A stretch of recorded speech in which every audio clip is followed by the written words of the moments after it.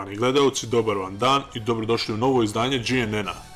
Potpisan ugovor o izgradnji 23,9 milijuna eura vrijedne dionice koridora 5C. Direktor Federalne direkcije za izgradnju, upravljanje i održavanje autocesta Erdal Trhulj, federalni ministar prometa i komunikacija Nail Šečkanović, Hamed Ramić, direktor firme Euroasfalt d.o.o. Sarajevo i predstavnik BA konzorcija Asim Nanić, direktor firme ŽGP d.d. Sarajevo, potpisali su danas ugovor za izgradnju autoceste na trasi koridora 5C, dionica Kakan-Drivuša. Predmet ugovora je izgradnja punog profila autoceste na trasi koridora 5C između naselja Drivuša i Gorica u opštini Zenica, a dionica autoceste počinje petljom Drivuša i završava se neposredno prije ulaska u tunel Vijenac. U sklopu realizacije projekta bit će izgradnja i 3 mosta. Vrijednost ugovora iznosi nešto ispod 24 milijuna eura, a BH konzorcij čine kompanije Euroasfalt d.o.o. Sarajevo, GP Put d.d. Sarajevo, ŽGP d.d. Sarajevo i Hidrogradnja d.d. Sarajevo.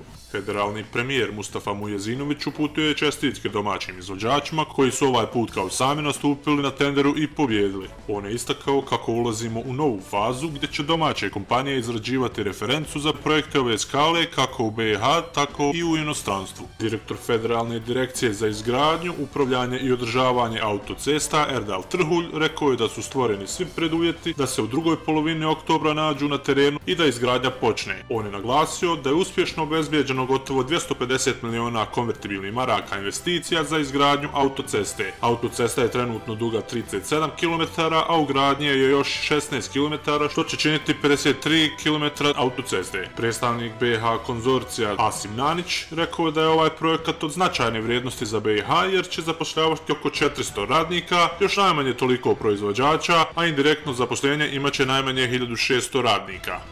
Iz ostalih vijesti izdvajamo: u Livnu bačena eksplozivna naprava ispred ugostiteljskog objekta. Počinjena manja materijalna šteta. Fahrudin Radončić na skupu u Mostaru tvrdi da je nakon što je osnovao najveći novinski sistem u istoriji BiH, napravio najvišu zgradu u ovoj državi, siguran da je napravio i najveću stranku u Bosni i Hercegovini. Okružni sud u Bijeljini odbio žalbu Fate Orlović te 13 ostalih osoba iz Konjević polja. Fata Orlović je tužila Srpsku pravoslavnu crkvu da je bespravno sagradila crkvu na njenom zemljištu. Žalba je odbijena kao neosnovana, a Fata Orlović dužna je platiti tuženoj eparhiji Zvorničko-Tuzlanskoj troškove postupka od 10.220 konvertibilnih maraka u roku od mjesec dana pod prijetnjom sudskog izvršenja. Kraljevina Danska želi bolje odnose sa muslimanskim svijetom, dok istovremeno danski list Jyllands-Posten izdaje knjigu karikatura poslanika Muhameda.